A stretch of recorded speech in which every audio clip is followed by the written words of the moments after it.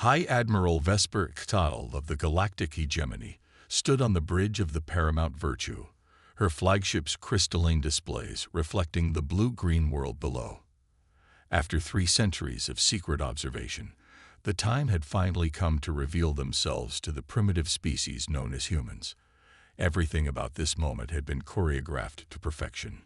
"Launch the display fleet," she commanded, her silver-scaled skin shimmering with anticipation. "Let's show these humans what real spacefaring civilization looks like." Across Earth's orbit, 500 ships of the hegemony's finest emerged from fold space in perfect formation. Their hulls gleamed with photon-reactive coating, creating a breathtaking light show visible from the planet's surface. It was a display that had brought 3 other species to their knees in awe. Broadcasting on all frequencies, High Admiral reported Communications Officer Zyra. "Our translation matrices are active." Vesper straightened her ceremonial collar and began the speech she had spent decades perfecting. "People of Earth, we are the Galactic Hegemony, guardians of civilization across 3 spiral arms of the galaxy. We have watched your development with great interest." "Yeah, we know," interrupted a cheerful human voice. "You guys really should upgrade your quantum encryption. We've been reading your mail for like 40 years. The bridge fell silent. Vesper's scales shifted to a mottled gray of confusion. "I'd what? Oh hey, is this High Admiral Vesper?" The voice continued. "Your reports on human primitive behavior are hilarious. We've got a drinking game based on them. Every time you call us chaotic or inexplicable, we take a shot." Communications Officer Zyra's tentacles writhed in distress. "High Admiral, we're detecting broadcasts from every major human space center. They're all responding. The way you described our internet, as a crude information exchange system, while we were casually reading your secure transmissions." Another voice chimed in, this one from what appeared to be Houston Space Center. "Classic stuff." Vesper's carefully prepared speech crumbled into digital dust on her display. This wasn't possible. The hegemony's quantum-encrypted communications were unbreakable. Their stealth systems were perfect. And those stealth systems," came a voice from what humans called ESA. "We've got to thank you for those. Reverse engineering them really helped us develop our own cloaking technology.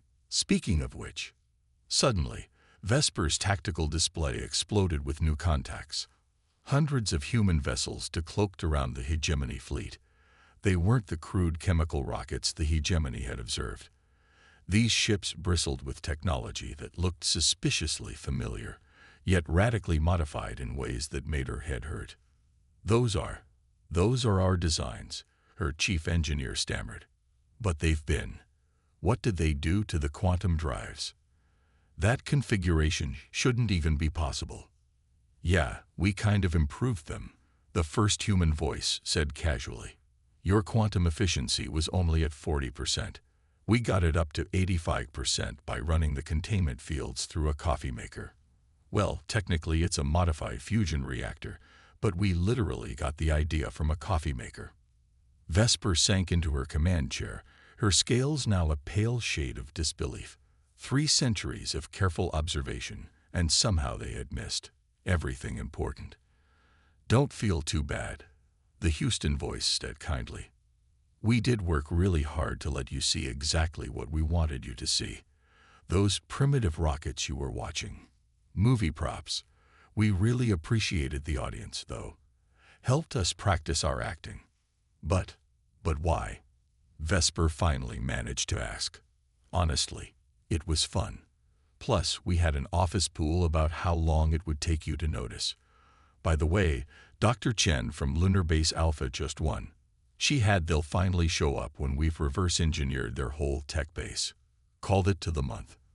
The bridge of the Paramount Virtue had descended into chaos. Tactical officers were frantically analyzing the human ships, each discovery more impossible than the last.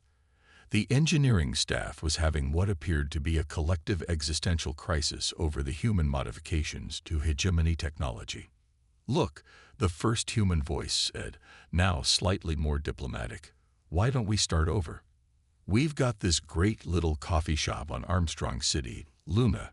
Real atmosphere, amazing pastries, and a view of Earth that'll knock your socks off. Do you guys wear socks? Anyway, we could sit down, have a drink, and talk about how we're going to explain this to the rest of the hegemony without embarrassing anyone too badly. Vesper looked at her fleet, surrounded by ships that shouldn't exist, built by a species that had thoroughly outmaneuvered the greatest intelligence service in known space, and made a decision that would change the course of galactic history. I don't suppose, she said carefully, that this coffee of yours contains alcohol. Oh boy, the human laughed. Wait until you try Irish coffee. We'll see you in an hour. And don't worry about dress codes. Those ceremonial collars look really uncomfortable. As Vesper prepared to meet the humans properly for the first time, she couldn't help but think that the hegemony's assessment protocols might need some revision.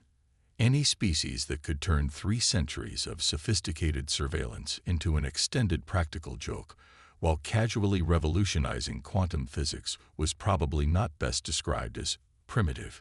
She just hoped they had something stronger than coffee. Professor Angstalia Venn straightened her gravity-defying academic robes for the 13th time in as many minutes. As the hegemony's foremost expert on emerging civilizations, she had been tasked with salvaging their dignity after the first contact debacle. Her solution? A cultural and academic exchange program to demonstrate the hegemony's superior intellectual traditions. The Grand Archive holds 50 million years of collected knowledge, she announced to the human delegation in the crystalline lecture hall of the Paramount Virtue. Today, we will begin sharing our wisdom with... Quick question, interrupted Dr. Sarah Chen, the same lunar scientist who'd won the betting pool about first contact. Does your archive use quantum crystal storage or bioneural matrices? We use both. Actually, Angstalia replied, momentarily thrown off script. The integration of organic and quantum systems allows for... Oh neat. Sarah pulled out what looked like a candy bar-sized device. We've been experimenting with that too. Here's our latest prototype. It's basically a quantum crystal that we taught to grow like a bacterial colony. Stores about twice as much as your current systems. Angstalia stared at the device. That's impossible.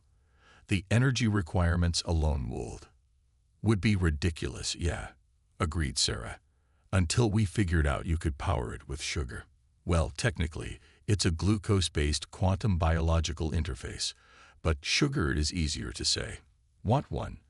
We're still in beta testing, but they're stable enough. The professor's carefully prepared lecture on the superiority of hegemony science crumbled as rapidly as her predecessor's first contact speech had, but she was a professional. She could adapt. Perhaps, she said carefully, we should move on to the arts. The hegemony has perfected the science of aesthetic pleasure through mathematical. Oh my God, you have to see this then. A young human named Miguel practically bounced out of his seat. We fed your entire art database into an AI we designed. It started generating these amazing hybrid pieces combining hegemony mathematical art with human emotional expression. Check this out. The holographic display filled with swirling patterns that somehow combine the precise mathematical beauty of hegemony art with raw human creativity. It was breathtaking and technically impossible. You decoded our art database, Angstalia managed to ask. Well, yeah, Miguel shrugged. It was included in that quantum encrypted stuff we've been reading. By the way, your color theory is fascinating. We never thought about using quantum harmonics to create new colors, though you might want to avoid the ultraviolet spectrum. Turns out it gives some species migraines. Angstalia's assistant, Junior Scholar Zex, leaned over and whispered, Professor, perhaps we should proceed to the philosophy portion. Ah, yes. Angstalia gathered herself. Let us discuss the hegemony's greatest achievement, the universal theory of civilizational development. Over millions of years, We have mapped out the precise path that all species must follow to achieve enlightenment.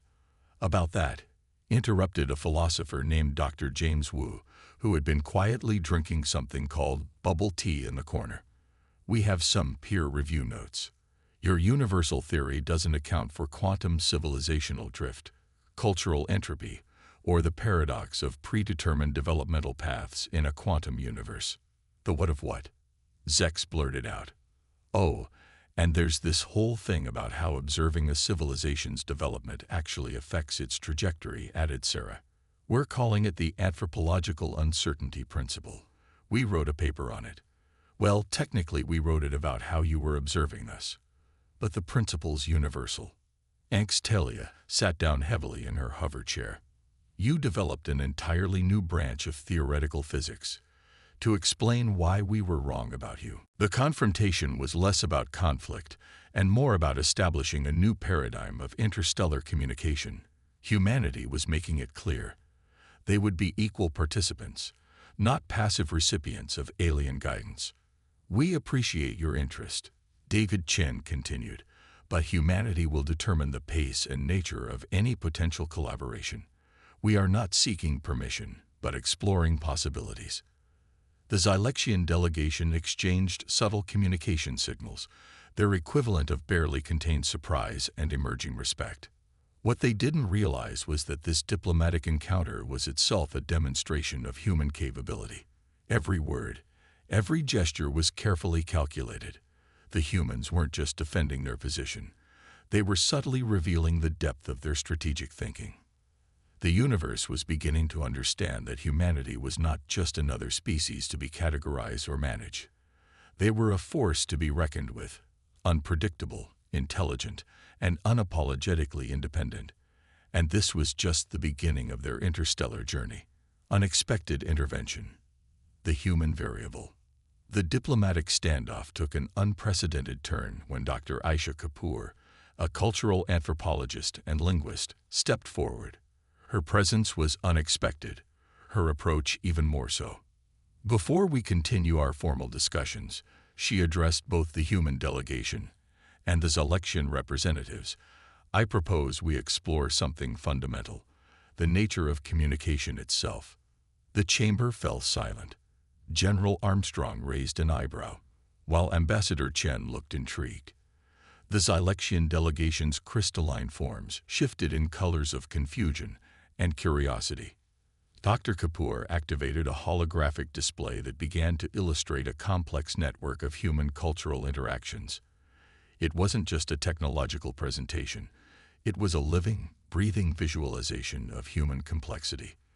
The display showed how humanity's greatest strength lay not in uniform thinking, but in diverse perspectives working in unexpected harmony. Our civilization, she explained, is not a singular entity, but a dynamic ecosystem of ideas. What you see as potential weakness, our diversity, our seemingly chaotic communication, is actually our greatest strength. To demonstrate, she initiated a real-time collaborative problem-solving simulation. Representatives from different fields, a Brazilian engineer, a Kenyan economist, a Japanese linguist, an Australian climate scientist, began to interact. The Zylexians watched in amazement as these individuals, from vastly different backgrounds, rapidly synthesized a complex solution to a hypothetical interstellar resource management challenge. Ambassador Krulax's crystalline form flickered rapidly, a sign of profound cognitive recalibration. The humans weren't just responding to challenges, they were transforming the very nature of the challenge itself. Dr. Elena Rodriguez seized the moment, presenting a series of technological innovations that defied the Zylexian understanding of scientific progression. Quantum computing breakthroughs, adaptive AI systems, and communication protocols that emerged from seemingly random human collaborative processes. We don't follow linear progression, she explained. We leap. We imagine. We transform. The intervention was more than a diplomatic maneuver.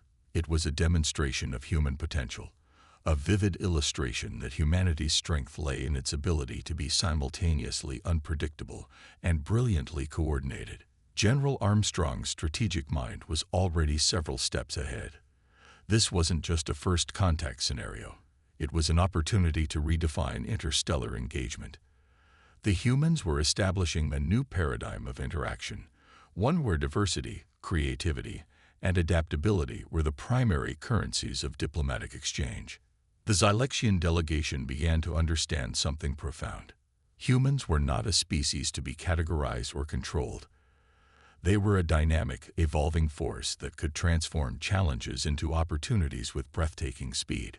"We are not asking for your understanding," David Chen concluded, his voice calm but firm. "We are offering you a glimpse into a different way of existing in the universe." The chamber hummed with potential, a delicate balance of tension, respect, and emerging possibility. Humanity had just demonstrated that first contact was not about submission or hierarchy, but about mutual exploration and unexpected collaboration. The universe was about to get much more interesting. But how? Zixtal asked Carmen after she landed, her ship still smoking slightly from what she called aggressive optimization. "Simple," she grinned. "We stopped thinking about what's supposed to be impossible and started thinking about what would be awesome instead. Want to see what happens when we install a turbocharger?" "A what?" "Oh man, you're going to love this. Jin, break out the energy drinks. We're going to need the caffeine for what I have planned." As Zixtal watched humans gleefully redesigning centuries of established space technology using spare parts and questionable physics, he had a sudden realization. The hegemony had spent millennia perfecting their technology, making it reliable, predictable, and safe. Humans, on the other hand, had looked at the laws of physics as more of a friendly suggestion. "Hey Zix," Carmen called out. "We figured out how to make the quantum drive run on hot sauce. Want to take it for a spin?" Somewhere in the back of his mind, a small voice that sounded suspiciously like his academy physics professor was screaming. But a much louder voice, one that had watched human ships pulling off maneuvers that shouldn't be possible, was curious. "Will there be coffee?" he asked cautiously. "Obviously. We installed 3 more makers, plus a margarita machine, but that's just for special occasions." As he climbed into the modified ship, Zixtal made a mental note to update the hegemony's engineering manuals. They needed a new chapter titled Human Engineering. When impossible just means you haven't added enough coffee makers yet. Grand Marshal Kivax of the Hegemony Defense Force had seen enough. After the racing incident, he knew exactly how to handle these humans. Clearly, what was needed was a demonstration of proper military might. No bizarre modifications, no strange improvisations, just pure, disciplined combat simulation. "Welcome to the Joint Military Exercise Program," he announced to the assembled human commanders. "Today, we will demonstrate proper tactical doctrine developed over millions of years." "Cool," said General Sarah Martinez, Earth Defense Force. "We brought snacks and some ideas about swarm tactics using quantum-entangled microdrones." Kivax ignored this. "We will begin with a simple scenario.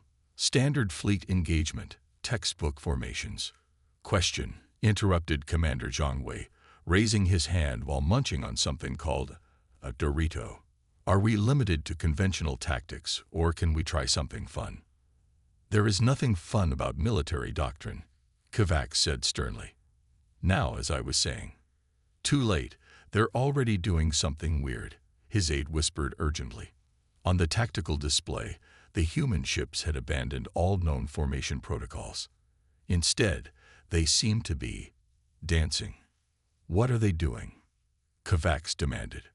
"We call it the Space Kazatsky Kick," General Martinez explained cheerfully. "It's technically a feint, but also a morale booster, and it looks hilarious on enemy scanners." Before Kivax could respond, the human fleet suddenly split into patterns that made his tactical computers scream in protest. Half their ships seemed to be flying backward. Some were spinning like tops, and at least 3 appeared to be drafting behind each other like those ridiculous racing ships. "That's not possible," Kivax muttered. "Ships can't move like that." "Not with that attitude." They can't. Commander Jung grinned. Watch this. We call it the reverse psychology maneuver. The human ships abruptly charged straight at the hegemony fleet while broadcasting what appeared to be ancient human music. Something about being rick-rolled. This isn't proper combat. Kovacs shouted as his fleet's formation crumbled in confusion. Proper combat. General Martinez raised an eyebrow. We wrote literal books about improper combat. It's called asymmetric warfare. Also, while you were complaining, we just captured your flagship using a boarding team that hacked your security with a modified Tamagotchi. A what? Ancient human digital pet. Turns out its random number generator is perfect for cracking hegemony security codes. Who knew? Kovacs watched in horror as his perfectly organized fleet was systematically dismantled by tactics that belonged more in a dance competition than a military exercise. The humans had turned warfare into some sort of chaotic art form. But what about the ancient principles of combat? He stammered. Oh, we studied those, Commander Jung said, opening another bag of Doritos. They're great guidelines. But then we ask ourselves, what if we did literally anything else instead? My favorite was the space drift maneuver, added Lieutenant Lopes, who had somehow appeared beside them holding a cup of coffee. Turns out you can drift a starship if you reconfigure the inertial dampeners to work in reverse. The look on enemy commanders' faces is priceless. As if to demonstrate, a human ship nearby pulled off a maneuver that made several hegemony tactical officers excuse themselves to be sick. That's not even the best part, General Martinez said proudly. Show them the thing with the rubber ducks. The what? Kovacs asked weakly. Suddenly, thousands of small objects appeared on radar, each broadcasting conflicting signatures. Kovacs's computers tried to classify them as everything from capital ships to coffee makers. Decoys, Commander Jung explained. We made them out of rubber ducks and spare quantum processors. They're actually powered by the confusion they cause in enemy targeting systems. The more impossible something seems, the better it works. Kovacs sat heavily in his command chair. This isn't warfare, he muttered. This is chaos. Exactly, General Martinez beamed. Pure chaos, carefully calculated and precisely deployed. We call it tactical shenanigans. We're thinking of teaching a class at your military academy. First lesson, why every fleet needs at least one ship named Boaty Meek Boatface. As Kovacs watched his fleet surrendering to ships named things like US, Did You See That? And Quantum Boogaloo, he realized something profound. The hegemony had spent millions of years perfecting the art of proper warfare, while humans had spent their time figuring out how to win by being as improper as possible. Want a Dorito? Commander Jung offered kindly. They go great with existential crisis. Kovacs took the strange orange triangle and crunched it thoughtfully. I don't suppose, he said finally, you could explain this Rick-roll tactic in more detail. The humans exchanged delighted looks. Somewhere in the background, that strange ancient music started playing again. The hegemony was about to learn some new tricks. The Grand Council chamber of the Galactic hegemony was in an uproar. After 6 months of interaction with humanity, the most powerful civilization in 3 spiral arms was having an identity crisis. Supreme Counselor Vexalia stood at the central podium, surrounded by holographic displays showing various human improvements to hegemony technology. Ships doing impossible maneuvers, quantum computers running on sugar, and was that a faster-than-light drive powered by hot sauce. Order. She called out, her crystalline form pulsing with stress patterns. We must address the human situation. What's to address? Called out High Admiral Vesper, who had taken to wearing a human leather jacket over her ceremonial robes. They've improved our quantum efficiency by 300%, revolutionized our economy with bioneural computing, and introduced us to Irish coffee. I say we give them a seat on the council. But they don't follow any of the rules, protested Grand Marshal Kovacs, though he was suspiciously drinking something from a container labeled Mountain Dew. They treat the laws of physics like optional guidelines. Exactly. Professor Angstalia chimed in, her academic robes now decorated with what appeared to be human meme patches. That's what makes them fascinating. They don't just think outside the box. They question why there's a box in the first place, then turn it into a quantum-powered coffee maker. Speaking of which, Fleet Commander Zixtal added, their latest ship design runs on pure audacity. It shouldn't work. It doesn't work. But it works anyway, because humans refuse to accept that it couldn't. Supreme Counselor Vexalia rubbed her crystalline temples. The question remains, what do we do about humanity? The chamber doors swung open, and Dr. Sarah Chen walked in, carrying her ever-present thermos of Irish coffee.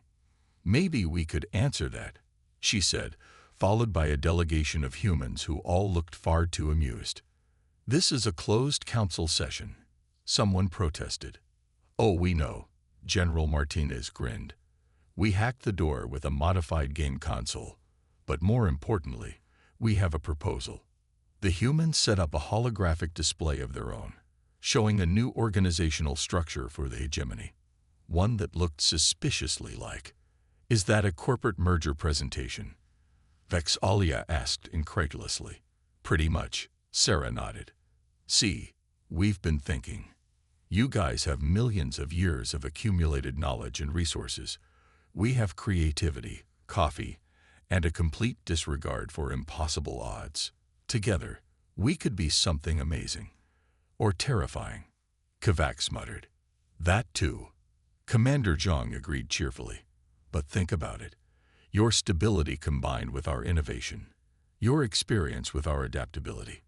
Your resources with our, let's call it, unique problem-solving approach. Plus, Carmen Rodriguez added, we've already started collaborating anyway. Half your engineers are addicted to coffee. Your military is learning our tactical shenanigans. And 3 of your quantum physics institutes have started using memes in their theoretical models. The council chamber fell silent as the implications sank in. The humans hadn't just challenged their assumptions.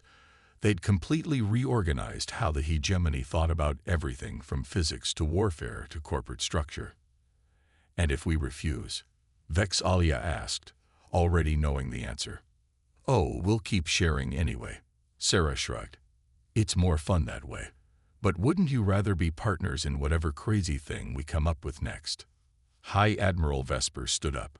She's right. The humans haven't just proven us wrong about them. They've proven us wrong about ourselves. We thought we had reached the peak of civilization. They showed us we'd just gotten comfortable. Also, Sarah added with a grin, we've figured out how to make ships run on pure spite and determination. Want to see? The council erupted in a mixture of horror and fascination. Several members were already taking notes. Supreme Counselor Vexalia looked at her civilization's millions of years of carefully accumulated wisdom, then at the humans who had casually appended it all while stopping for coffee breaks. I have just one question, she said finally.